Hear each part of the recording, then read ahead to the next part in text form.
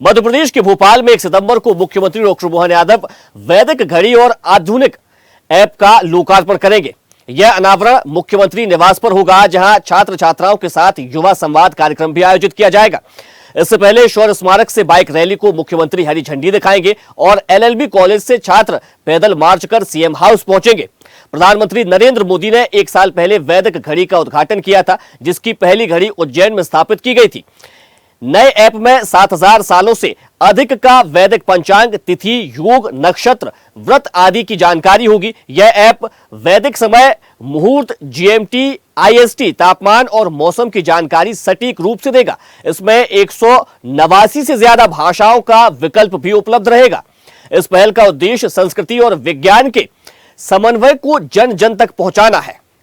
मध्य प्रदेश में 1 सितंबर को जो है वैदिक घड़ी का अनावरण होगा। इसके साथ साथ जो है डिजिटल अत्याधुनिक ऐप भी जो है उसकी भी लॉन्चिंग होगी। क्या कुछ खास रहेगा? क्योंकि अभी तक आपने देखा होगा समय जो है वो 24 घंटे का होता है, लेकिन वैदिक घड़ी में ये 30 घंटे का होता है। क्या इसके मायने हैं? सीधे हम मध्य प्रदेश के मुख्यमंत्री डॉक्टर मोहन यादव के संस्कृति सलाहकार श्रीराम तिवारी जी मेरे साथ हैं। सर, एक बड़ा डिसीजन लिया गया, खुद प्रधानमंत्री जी नरेंद्र मोदी जी उज्जैन आए थे, लोकार्पण हुआ, अब अनावरण होने जा रहा है, वो भी अत्याधुनिक तरीके से डिजिटल ऐप का लॉन्चिंग भी। क्या खास रहेगा?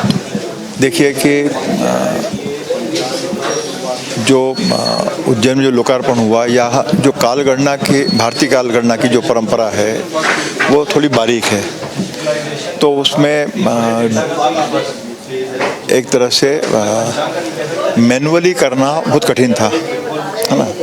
तो लेकिन डिजिटल में अब चूँकि सुविधा है, नई टेक्नोलॉजी आई है, तो इसमें हम समय को उसकी अनंत बारीकियों तक हम जांच सकते हैं।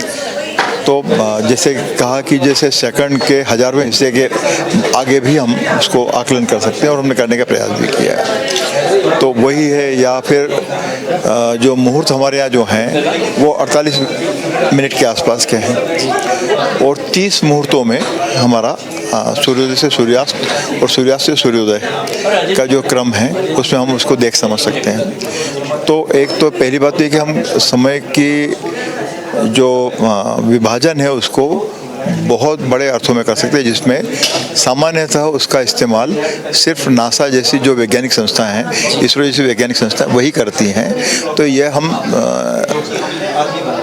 हमारे लिए खुशी का विषय है कि हम ये इसको व्यापक लोक समाज तक हम परिचित कराने में समर्थ हो पा रहे हैं। और सर, अभी तक हम देखते थे कैलेंडर भी जो आता था, टाइमिंग भी होती थी ज़्यादा से ज़्यादा 12 महीने का, लेकिन ये जो होगा, क्योंकि कालगणना की पूरी जानकारी कई सारे 1000 साल आगे तक का भी आप देख सकते हैं और पीछे का भी। क्योंकि दोनों बातें हैं, क्योंकि माननीय मुख्यमंत्री का विचार भी है, माननीय प्रधानमंत्री का विचार भी है, विरासत से विकास। तो विरासत, अक्सर जो प्रचार है कि विरासत पे क्या ध्यान देना, गुजर गया, लेकिन जो गुजरा है बगैर नींव के आप कोई बड़ी बिल्डिंग नहीं बना सकते। तो विरासत को तो जानने की ज़रूरत है, और विरासत में बहुत सारे अनजाने पहलू छिपे हुए हैं जिसको हमारे ही समाज के विकास में वो काम आने वाले हैं। तो और मज़े की बात यह है कि हमारी विरासत पर जो काम जो लोग कर रहे हैं, विदेश के लोग तो कर रहे हैं, हम ही नहीं कर रहे। हमसे कहा जाता है कि अच्छा, अरे आपके क्या रखा हुआ है। तो हमारी कोशिश है कि हम उसको लोक समाज तक ला सकें। सर, पहले कहा जाता था जो शून्य रेखा है समय की, वो शून्य रेखा इंग्लैंड में पाई जाती है, लेकिन अब तो ये साबित भी हो गया कि वो उज्जैन में ही, और उज्जैन से ही सारी चीज़ें चल रही है। और इसको क्योंकि अब आपने पूरे एक वैदिक घड़ी को डिजिटल स्वरूप में भी ऐप के थ्रू भी लॉन्च कर रहे हैं, लेकिन एक खास बात यह है कि इसको टेबल टॉप के रूप में भी लाए हैं, यानी टेक्नोलॉजी का एक जोरदार समागम भी है सर ये। तो ये कहाँ पर स्थापित करने की अब तैयारी है? इसको हम हाथ घड़ी में भी लेके आने वाले हैं, और मोबाइल पर तो आपको सोमवार से आप उसको आसानी से देख पाएंगे अपनी भाषा में, जो भी आपकी भाषा है, हिंदी है, मराठी है या और कोंकणी है, तो उसमें आप देखने की स्थिति में रहेंगे। दूसरी बात कि ये जो सारी वैश्विक भाषाएं उसमें भी आप देख सकेंगे, और ये जो सिंक्रोनाइज है वो वहाँ के सूर्योदय के हिसाब से। जापान में सूर्योदय का समय अलग है, तो उज्जैन में अलग है, भोपाल में अलग है, और सेकंड्स का फ़र्क रहता है, जिसको हमारी घड़ियाँ, जो मैनुअल घड़ियाँ हैं, वो पकड़ नहीं पाती हैं। तो और उसके अपने अपने महत्व हैं। कई बार जो एनर्जी सेविंग के लिए भी वो काम आ सकता है, क्योंकि अक्सर ये हो रहा है कि सब 10 से 5 के ऑफिस हैं, तो जहाँ अभी आपके यहाँ जैसे मान लीजिए भोपाल में 10 से 5 का ऑफिस है, वहाँ तो चलेगा जी। लेकिन जो पूर्वोत्तर भारत के जो इलाके हैं, पहाड़ी इलाके हैं, वहाँ समय बदल गया है, 2 घंटे लेट चल रहा है या 2 घंटे पहले चल रहा है, तो उनके ऑफिस का क्या? यदि वो दिल्ली के ऑफिस से सेट करके चलेंगे तो फिर एक्स्ट्रा एनर्जी का आपको इस्तेमाल करना सब, तो इस तरह से कई तरह की सुविधाएं लाभ हो सकते हैं, तो उस पर विचार चल रहा है, लोग इस्तेमाल करेंगे। मौसम की गणना भी हो सकेगी, कहा जा रहा है मौसम की पूर्वानुमान भी देगा। बिल्कुल बिल्कुल, क्योंकि इन सब के कारण आपको मौसम भी पहचान सकते हैं और उसकी क्या क्या मौसम की आपदाएं आने वाली हैं। जब हम लोग कह रहे हैं कि हम 5000 साल पहले का हम सूर्योदय का, सूर्यास्त का समय और मौसम की जानकारी दे रहे हैं, आने वाली भी दे रहे हैं, तो हम कुछ तो पहचान कर सकते हैं जो अभी सिर्फ एक तरह से वैज्ञानिक के कक्ष में लिमिटेड या छुपा हुआ है। तो उसको हमारी कोशिश है कि हम सब समाज भी उससे परिचित हो, तो वो क्योंकि एक वैज्ञानिक समझ का भी होना समाज में बहुत ज़रूरी है।